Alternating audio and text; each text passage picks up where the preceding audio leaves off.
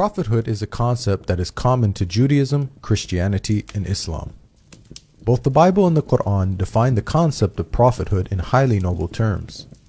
So we should expect God's prophets to embody these ideals by being the best of people, with their behavior and lives representing a practical example for mankind to follow in order to come closer to God. When we look at the stories of the prophets in the Bible and the Quran, what we find, however, is that only one book represents the lives of the prophets in such a way that does justice to the noble concept of prophethood. The Bible tarnishes Aaron with the involvement in the worst of sins, idolatry. The people gathered around Aaron and said, "Come, make us gods." Aaron answered them, "Take off the gold earrings and bring them to me." So all the people took off their earrings and brought them to Aaron. He took what they handed him and made it into an idol cast in the shape of a calf. Monotheism, worshipping only one God, was the very essence of the message that God tasked Moses and Aaron to impart on the Israelites. So from this point of view, a prophet of God failed in the most basic of duties. The Bible goes on to tell us that God punished the Israelites who worshipped the calf idol with a plague. And the Lord struck the people with a plague because of what they did with the calf Aaron had made. Aaron, however, was spared any such punishment, even though it is said that he was the individual that made the idol. Shouldn't prophets be more accountable than common people due to the greater knowledge that they possess and their higher positions of responsibility? By comparison, in the story that the Quran narrates, Aaron is free of the major sin of idolatry. It was in fact an individual called Samari who made the idol. In the Quran, it says that Aaron even orders the Israelites not to worship the golden calf. Aaron did say to them, "My people, this calf is a test for you. Your Lord is the Lord of mercy, so follow me and obey my orders." We can see that the Quranic account not only presents Aaron in a manner that is befitting of a great prophet of God, but it also does not contain any of the inconsistencies present in the biblical narrative. Prophet David and the accusation of adultery. The Bible relates a story about David in which he is accused of committing some very serious sins. From the roof he saw a woman bathing. The woman was very beautiful, and David sent someone to find out about her. She, Bathsheba, came to him, and he slept with her. Then she went back home. The woman conceived and sent word to David saying, "I am pregnant." Bathsheba was married, and so when David found out she was pregnant with his child, instead of taking responsibility and publicly confessing his sins, he instead compounds his sins by having her husband killed. Perhaps even more strangely, God allegedly struck the child that was born from the adulterous relationship with a lethal illness. But because by doing this you have shown utter contempt for the Lord, the son born to you will die. This contradicts a basic principle of justice laid out in the Bible. Parents are not to be put to death for their children, nor children put to death for their parents. Each will die for their own sin. So according to Old Testament law, it was David and Bathsheba that both deserved death for their sins, not their innocent child. Such stories don't just reflect badly on David, they also portray God as being unjust. The Quran relates a similar story about David. However, unlike the Bible, he does not commit the sins of adultery and murder. Rather, he makes a mistake when judging a dispute between two parties and immediately repents. Then David realized that we had been testing him, so he asked his Lord for forgiveness, fell down on his knees, and repented. We forgave him, i.e., for his misdeed. His reward will be nearness to us, a good place to return to. The Quran not only rejects the accusation of adultery and murder, but it also portrays David in a noble light as someone who takes responsibility and seeks God's forgiveness for the smallest of mistakes. Prophet Noah and the accusation of drunkenness. The Bible tells us that after the great flood, one of the first things Noah did was to plant a vineyard and fall into a state of naked drunkenness. Noah, a man of the soil, proceeded to plant a vineyard. When he drank some of its wine, he became drunk, and they uncovered inside his tent. It is difficult to believe that this great prophet, who had the self-discipline to build a giant ark by hand, would then lose all self-control as soon as he sets foot off the ark. The Bible goes on to tell us that Noah cursed his own grandchildren when he found out that his youngest son, Ham, had informed his siblings about Noah's sorry state. When Noah awoke from his wine and found out what his youngest son, Ham, had done, he said, "Cursed be Canaan, the lowest of slaves he will be to his brothers." One can't help questioning Noah's conduct.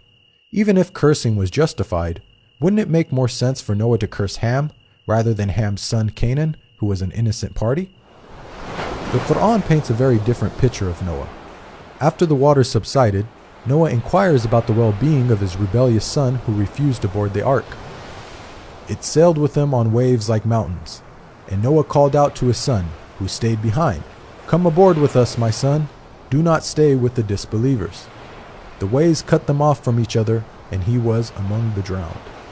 Noah called out to his Lord, saying, "My Lord, my son was one of my family, though your promise is true, and you are the most just of all judges." Again, notice the stark contrast with the biblical portrayal. Rather than getting into a naked, drunken state and cursing innocent family members, the Quran tells us that Noah, a great prophet and leader of men, but also a father, turned to God with sadness for his dead son. Job and his many alleged blasphemies. The story of Job in the Bible is one of a prophet being severely tested.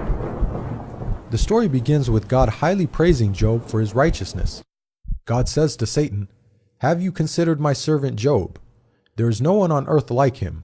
He is blameless and upright, a man who fears God and shuns evil."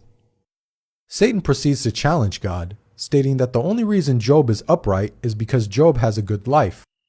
Satan predicts that if God were to test Job properly, then Job would curse God. "But now stretch out your hand and strike his flesh and bones, and he will surely curse you to your face." God allows Satan to test Job, and once the trials commence, Job fails to remain patient, and even goes so far as to blaspheme against God numerous times. "Then know that God has wronged me and drawn his net around me.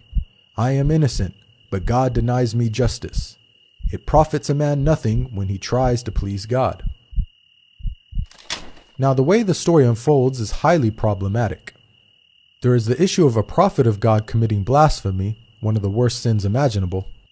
Also, the Bible is alluding to Satan knowing more than God in this instance by correctly predicting what would happen. Recall that God asserted that Job was a man who fears God and shuns evil. Satan challenged God by predicting that Job would blaspheme, and so Satan has proven God wrong. Can Satan, a limited and finite being, have more insight into Job than God, the creator and sustainer of the universe? The Quran resolves all these issues in just a few short verses. Job doesn't blaspheme against God. Rather, he blames Satan for his hardship. "Bring to mind our servant Job, who cried to his Lord, 'Satan has afflicted me with weariness and suffering.'" God compliments Job for his patience in the face of such trials. "We found him patient in adversity, an excellent servant. He too always turned to God."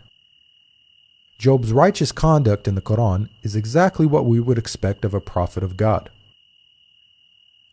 Analysis of the stories of the prophets. Both the Bible and the Quran define the concept of prophethood in highly noble terms. After examining the stories of the prophets, we've seen that it's only the Quran that portrays the prophets in such a way that satisfies this ideal. By contrast, the Bible shows the prophets in an extremely negative light.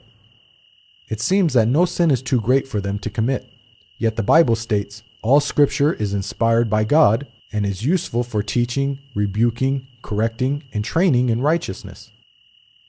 What morals can be derived from stories that are filled with prophets committing idolatry, murder, adultery, and blasphemy? Another issue with the Bible is that God states that his commandments are easy to follow. Now, what I'm commanding you today is not too difficult for you or beyond your reach. This message of encouragement was proclaimed to the whole of Israel, prophet and commoner alike.